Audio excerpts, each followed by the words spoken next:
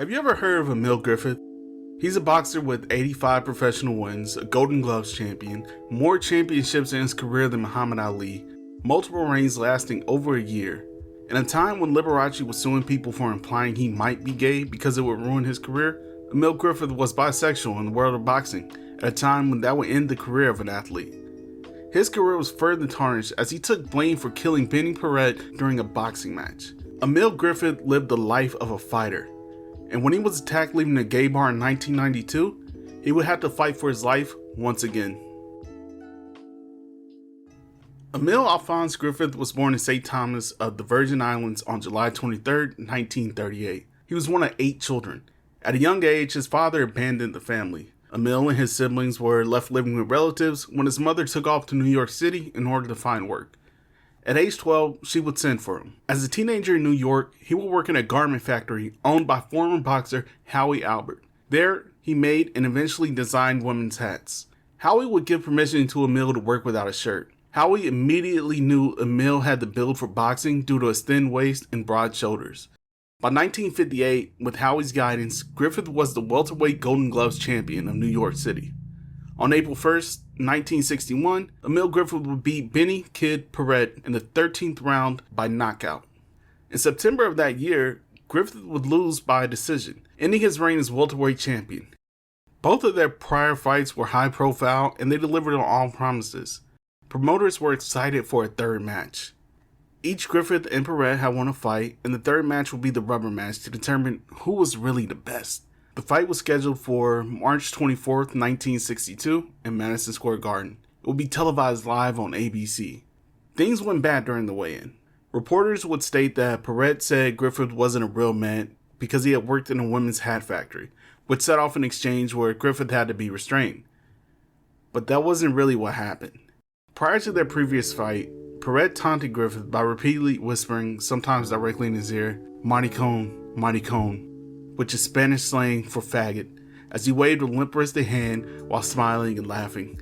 As the weigh-in began for this third fight, Paret would make his way into the room, smiling at Griffith, greeting him with, "Hey maricon, I'm gonna get you and your husband." Soon he was back to waving his wrists. This time around, he would add some pelvic thrusting, before eventually grabbing Emile Griffith's butt. This is what set Griffith off, and he refused to pose for pre-fight photos afterwards. To make matters worse, Griffith's girlfriend at the time would tell him, "I didn't know about you being that way," essentially bringing an end to that relationship. During the fight, Paret would keep Griffith on the verge of defeat. Halfway through the 12th round, Griffith found his stride. He backed Paret into a corner and landed punch after punch, breaking through his defenses. As Paret began to slump, Griffith continued to land uppercuts. It's likely Paret had already been out at this point, but he continued to defend himself. So referee Rudy Goldstein didn't step in to stop the fight. His logic was that it looked like Paret was blocking most of the punches. Paret's manager, Manuel Alfaro, also refused to throw in the towel. However, he would later state he screamed repeatedly for Goldstein to stop the match.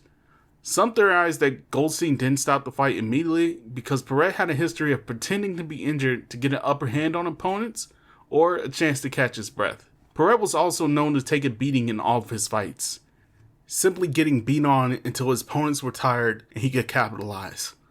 When Goldstein did finally stop the fight, it was after 29 unanswered, undefended punches directly to the head. Griffith was announced the winner by TKO and had his hand raised. It was at this point he was the only person to notice Paret had not left the corner, but sunken onto the ground. Griffith and Paret's medical team rushed over to aid him, but Griffith was turned away. During post-fight interviews, Griffith announced, "I'm very proud to be the welterweight champion again, and hope Paret is feeling very good, which they will not tell me how he feels." Immediately after the fight, Griffith made his way to the hospital Paret had been taken to, but they wouldn't allow him inside. Griffith would be forced to flee the hospital after several hours, on foot, as spectators harassed him, hurling insults, and followed him down the street. Paret would die 10 days later due to massive brain hemorrhaging. Fans would of course blame Griffith, but he felt more guilt than they could ever know. And the thing is, he wasn't necessarily to blame here. The New York State boxing authorities came under fire because Paret should have never been competing. This was his 5th professional boxing match in less than a year's time, meaning he never had a chance to fully recover from any of his previous fights. He lost 2 of the previous matches by KO. He only won a single match in that span. As I mentioned, he took a beating in every one of his fights. His previous fight on December 9, 1961 was a loss to Gene Fullmer, nicknamed the Utah Cyclone for the speed of his punches. But my favorite nickname for him is the Mormon Mauler, because he won over 20 fights in his career by knockout. He beat Paret by KO in 10 rounds. That's less than 2 months to recover and train. Fullmer even said he was surprised that Paret was taking on another fight so soon. Paret's manager, Alvaro, pushed for the championship bout with Griffith when he realistically needed 6 to 9 months to recover. One heinous story is that Alvaro had connections to the mafia, and despite the fact that Paret was sick before the fight began, he paid off doctors to clear him for the fight. I really hope that isn't true, but unfortunately, it's a story I saw more than once while researching this video. Feeling guilt and shame himself, Goldstein would only referee one more match before retiring quietly. A far drop from the man who was once known as the best referee out there and had been accused of previously stopping fights far too early. But what about Emile Griffith? He would become the subject to an investigation led by New York Governor Nelson Rockefeller and a 7-man commission to look into the deaths of Benny Paret and Davey Moore, who would also die after a boxing match in 1963 against Sugar Ramos. Eventually, Griffith would be cleared, but that didn't absolve the guilt that he would carry throughout the rest of his boxing career. Nor would it bring a halt to the near constant hate mail he would receive. Griffith would retire from boxing in 1977, working as a trainer for the Danish Olympic team and a corrections officer afterwards, and eventually a bartender. But almost 20 years later, in 1992, these events would resurface. As Griffith was leaving a gay bar called the Hombre near Port Authority bus terminal, the official story is 5 teenagers attempted to rob him, but more than likely, it was a gay bashing. They caught him as he was entering the cab, slammed the door on his body. Being a damn good professional boxer in his prime, he held his own, until they began to beat him with baseball bats and metal pipes. He'd be stomped with steel-toe boots and be left in a bloody puddle, but he's a fighter. He still managed to beat them away before they could kill him. Dazed, confused, he struggles to his feet. He doesn't call for help, doesn't go back to the bar. With no money left for a cab, he stumbles to the train station. He ends up taking several wrong trains before finally arriving at his mother's home. His mother and long-term companion, Luis Rodrigo Griffith, forced him to go to the hospital. His kidneys are already failing, his spine is infected, several bones are broken, and there's internal bleeding. Years after not being allowed to see Benny Paret in a hospital where he was fighting for his life, Griffith spends the next 4 fighting for his own and recovering from a beating that should have killed him. Being beaten after leaving a gay bar would blow open the life that Griffith had tried to keep private. Stories of men he had relationships with came to light, including one who was said to have been paralyzed after a fight over a woman. It was brought up that Emile's handlers, Hall of Fame boxing trainer Gil Clancy and Howie Albert, likely knew that he was bisexual and had orchestrated photo shoots and created myths of him being a womanizer. Questions about if Benny Paret really knew the truth popped up, because he lived in the same neighborhood as Emile Griffith, and they would often play pickup basketball together. His marriage to dancer Mercedes Donastorg would be questioned. Photos of Emile and Mercedes alongside male model and LGBTQ activist Wilson Henderson became numerous. Most notably, Henderson wearing a custom-made white and lavender suit paid for by Griffith to match Donastorg's dress at the wedding.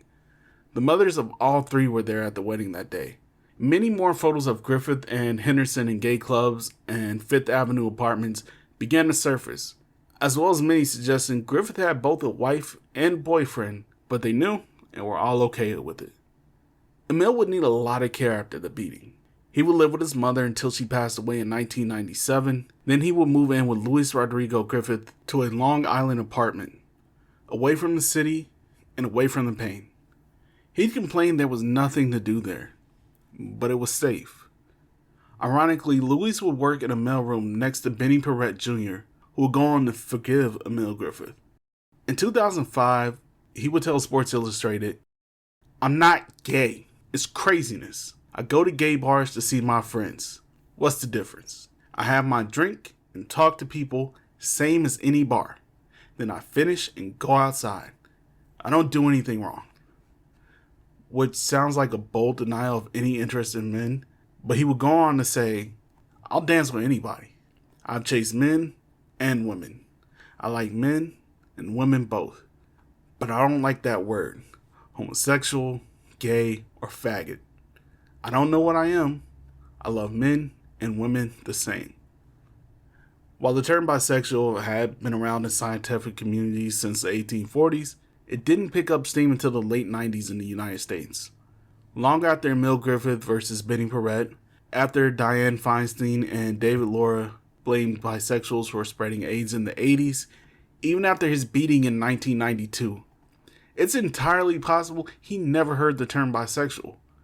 While he never used the term to describe himself, there most definitely were women he had relationships with. But he also frequented New York Pride for most of his adult life, even driving the Stonewall car, a light blue 1969 Cadillac DeVille that was the only vehicle impounded during the 1969 Stonewall Rebellion, in which LGBTQ protesters fought back against police who had been raiding gay bars and attacking patrons, bringing things to a boiling point when they raided the Stonewall Inn. By 2005, Emile was suffering from dementia caused by both a long career of professional boxing and the brutal attack he survived in 1992. Haunted by the nightmares of Paret and pain from the attack at the nightclub, Emile would start each day smoking a cigarette and went off to sleep during the day when Louise would work. He had left the job because of his relationship with Louise and joined the Stonewall Veterans Association.